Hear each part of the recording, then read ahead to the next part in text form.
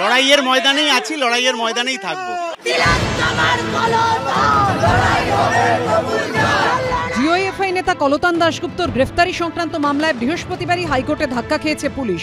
তাদের তীব্র ভর্ৎসনা করে অডিও ক্লিপ কাণ্ডে বৃহস্পতিবারই কলতানকে জামিন দেন বিচারপতি রাজস্বী ভরদ্বাজ। দিনে দুবার ব্যবহার করো স্টপেজ ক্রিম আর নিজেকে রাখো evergreen Keya Seth aromatherapy stoppage cream, আর খুঁজে পাও নতুন আমিকে। তিনি বলেন, পুলিশের এই ধরনের মনোভাবের ফলে এক ব্যক্তির সাংবিধানিক অধিকার খর্ব হয়েছে।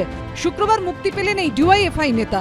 জুনিয়র ডাক্তারদের ধর্নায় হামলার ষড়যন্ত্রের অভিযোগে সিপিএমের যুব সংগঠনের নেতা কলতান দাশগুপ্তকে গ্রেফতার করেছিল পুলিশ।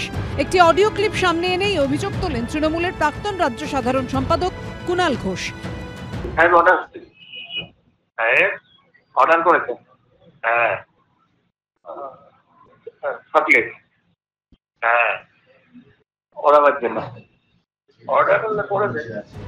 এরপরই কলতান দাশগুপ্তকে গ্রেফতার করে পুলিশ। ডিওয়াইএফআই নেতাকে বেআইনিভাবে গ্রেফতারের অভিযোগে পাল্টা হাইকোর্টে দায়ের হয় মামলা। সেই গ্রেফতারি নিয়ে বুধ ও বৃহস্পতিবার কলকাতা হাইকোর্টে কড়া প্রশ্নের মুখে পড়তে হয় পুলিশকে। বৃহস্পতিবার বিচারপতি রাজস্বী ভরদ্বাজ প্রশ্ন করেন, গ্রেফতারির আগে একজন রাজনৈতিক ব্যক্তি কি করে এই অডিও ক্লিপ হাতে পেলেন? তার ক্ষেত্রে কি পদক্ষেপ করেছে পুলিশ? 7 দিন হয়ে গেল, কেন তাকে জিজ্ঞাসা করেননি যে তিনি কোথা থেকে এটা পেলেন? যে সোর্স থেকে পেয়েছেন তার তথ্যানুসন্ধান করেছেন? এটা গোটাটাই একটা ষড়যন্ত্রের অংশ। সেটা আমি যারা আমাকে জিজ্ঞাসাবাদ করেছিলেন তাদেরকেও আমি বলেছি যে গোটাটাই একটা ষড়যন্ত্রের অংশ। আমরা কখনোই এই ধরনের কার্যকলাপে যুক্ত থাকি না। সুদীপ্ত গুপ্ত থেকে আরম্ভ করে আনিস খান অবধি যখনই এই ধরনের আন্দোলন হয়েছে, কিছু কিছু ভাঙার চেষ্টা হয়েছে। স্বৈরাচারীরা এরকমই চেষ্টা করে, আমরা তার বিরুদ্ধে লড়ে যাই, এটাই নিয়ম।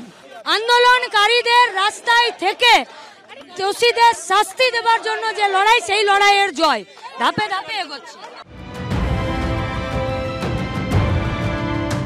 কলকাতা হাইকোর্টে যেটা হয়েছিল, সেখানে সিপিআইএম এর কোনো আইনজীবী একবারের জন্য বলেননি ওটা কলতানের গলা নয়।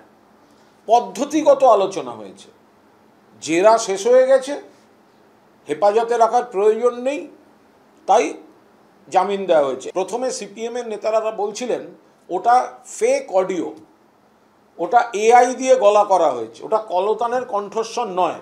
আপনারা দেখুন সেখান থেকে সিপিএম সরে গেছে, অর্থাৎ অডিওটা ঠিক। মুক্তি পাওয়ার পরই ফুল আবিরে কলতানকে বরণ করেন দলীয় কর্মীরা। উজ্জ্বল মুখোপাধ্যায়ের রিপোর্ট, এবিপি আনন্দ, কলকাতা।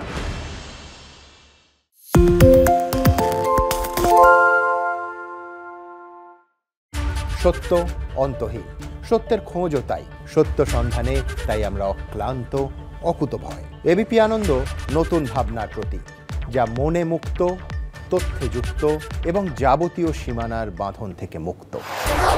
সীমা না শব্দটির মধ্যে লুকিয়ে আছে মানা শব্দটি, যেন চোখ রাঙানি এক অদৃশ্য বেড়াজাল, যা আটকে রাখে আমাদের এক ছোট্ট গণ্ডির মধ্যে। একমাত্র সঠিক খবরই গড়ে তুলবে এক মুক্ত সমাজ। সেই জগৎ গড়ার লক্ষ্যে কোনো সীমানার ঠুকুটি আমরা মানব না। এবিপি আনন্দ এগিয়ে থাকে, এগিয়ে রাখে।